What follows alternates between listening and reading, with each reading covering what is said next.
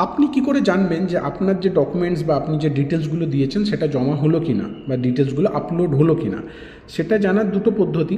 একটা পদ্ধতি, যদি আপনার মোবাইল নাম্বার আগে থেকে ইলেকশন কমিশনের যে আইডি কার্ড, মানে যেটাকে আমরা ভোটার কার্ড বলি, ভোটার কার্ডের সাথে লিঙ্ক থাকে, তাহলে হয়তো আপনারা মেসেজে আপনাদের আপডেটটা পেয়ে যাবেন বা অ্যাকনলেজমেন্টটা পেয়ে যাবেন যে জমা হয়ে গেছে।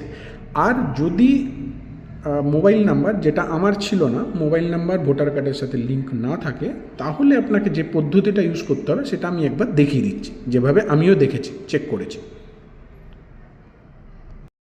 গুগল ক্রোমটাকে ওপেন করার পরে এখানে লিখব ভোটার, যেটা আমি আগেও লিখেছিলাম। ভোটার লিখে ওপেন করার পরে একটা পেজ ওপেন হবে, ওয়েবসাইট ওপেন হবে, সেখানে ইলেকশন কমিশন অফ ইন্ডিয়া সবার প্রথমে যেটা আছে ওটাকে উপরে ক্লিক করব। ক্লিক করার পরে ওই ওয়েবসাইটটা ওপেন হয়ে যাবে।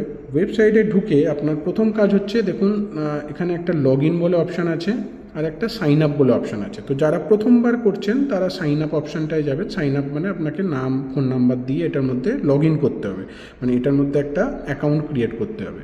আর যাদের অলরেডি লগ ইন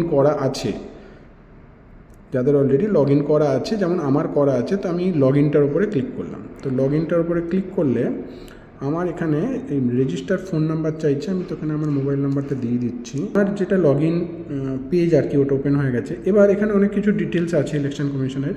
তো সেখানে কিছুদিন আগে বিহারে হয়ে গেল, তো বিহারের সমস্ত ডিটেলস আছে, আরও অনেক ডিটেলস আছে। নিচের দিকে আসার পরে এখানে একটা পেজ আছে, মানে এখানে একটা অপশান আছে যে স্পেশাল ইন্টেন্সিভ রিভিশন, যেটাকে আমরা এসআইআর বলছি। তো স্পেশাল ইন্টেন্সিভ রিভিশনের মধ্যে দুটো অপশান আছে, একটা সবুজ একটা নীল দেখতে পাচ্ছেন। তো একটা ফিল ইনোমিনেশন ফর্ম, যারা অনলাইনে ফিল আপ করতে চাইছেন, আর যাদের অলরেডি হয়ে গেছে তারা এইখান থেকেই দেখতে পাবেন।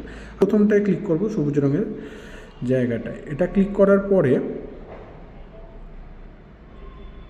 আপনাকে আপনার স্টেটটা দিতে হবে, ওয়েস্ট বেঙ্গল সিলেক্ট করে দিলাম। আর এখানে আপনার ভোটার কার্ডের নাম্বার, যেটা এপিক নাম্বার, ওটাকে দিতে হবে। তো আমি আমার ভোটার কার্ডের নাম্বারটা এখানে দিচ্ছি। দেখুন, আমার এপিক নাম্বার বা ভোটার নাম্বারটা দেওয়ার পরে আমাকে এখন এই মেসেজটা দেখাচ্ছে যে your form has already been submitted with mobile number, আমার মোবাইল নাম্বারটা। আর যদি কোনো ডিটেলস জানার থাকে তাহলে বিএলওর সাথে যোগাযোগ করতে। তো এর মানে এটাই যে আমার ফর্ম যেটা বিএলও নিয়ে গেছিলেন সেটা অলরেডি সঠিকভাবে উনি ইলেকশন কমিশনের পোর্টালে বা ওয়েবসাইটে আপলোড করে দিয়েছেন, জমা হয়ে গেছে।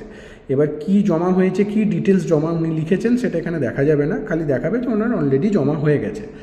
এই মেসেজটা যারা আপনারা জমা করেছেন বা আপনার বাড়ি থেকে 2-3 দিন আগে নিয়ে গেছে বা 3-4 দিন যদি একটু সময় লাগে, তারা একবার অবশ্যই চেক করে নেবেন এই পদ্ধতিতে, তাহলে জানতে পারবেন সেটা জমা হয়েছে কি না। এখানে